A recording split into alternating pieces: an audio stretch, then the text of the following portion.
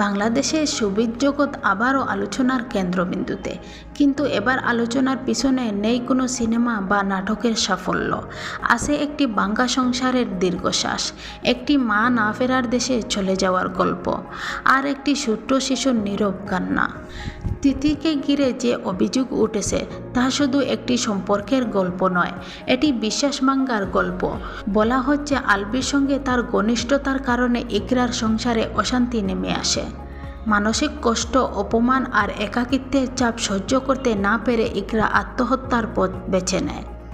এমন কথা ছড়িয়ে পড়েছে চারিদিকে, কিন্তু প্রশ্ন হলো, একটি সম্পর্কে ভাঙ্গন এলে তার দায় কে? শুধু একজনের নাকি সবার? সবচেয়ে বড় কষ্টের জায়গা হলো সেই 5 বছরের শিশু রিজেকের জন্য। সে তো বুঝে না সম্পর্ক, বুঝে না প্রক্রিয়া, বুঝে না বিশ্বাসঘাতকতা। সে শুধু জানে তার মা আর এই পৃথিবীতে নেই, মা বলে ডাকার মতো আর কেউ নেই। একজন শিশুর জীবনে এই শূন্যতা কোনো আলোচনার বিষয় নয়, এটি আজীবনের বেদনা রয়ে যায়। এই ঘটনাকে ঘিরে অনেকেই আবার স্মরণ করেছেন ঢালিউডের পুরনো বিতর্ক নিয়ে, যা অপু বিশ্বাস অভিযোগ করেছিলেন যে তার স্বামী শাকিব খান তাকে ধোঁকা দিয়েছিল শবনম বুবলির সঙ্গে সম্পর্কে জড়িত হয়ে। তখনও সমাজ 2 ভাগে বিভক্ত হয়েছিল, কেউ দোষ দিয়েছে, কেউ আবার সমর্থনও করেছে। আজ আবার সেই তুলনা টানাটানি হচ্ছে তিতি ও আলবির ঘটনার সঙ্গে। কিন্তু আমাদের থামতে হবে, কারণ বাস্তব জীবন কখনো সিনেমার স্ক্রিপ্ট নয়। এখানে ভুলের মূল্য অনেক বড়, আর সেই মূল্য কখনো কখনো জীবন দিয়েও দিতে হয়।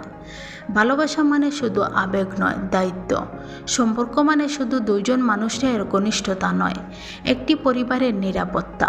যখন সেই দায়িত্ব অবহেলিত হয়, তখন তার ফল ভোগ করে নির্দোষ মানুষগুলো, বিশেষ করে শিশুরা। আজ দরকার কারো চরিত্র হনন নয়, দরকার সচেতনতা।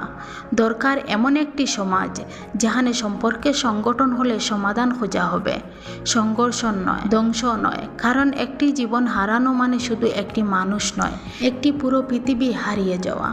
এই ঘটনাগুলো আমাদের মনে করিয়ে দেয়, বিশ্বাস ভাঙ্গা সহজ, কিন্তু তার ভাঙ্গনের শব্দ অনেক দূর পর্যন্ত প্রতিধ্বনি তুলে।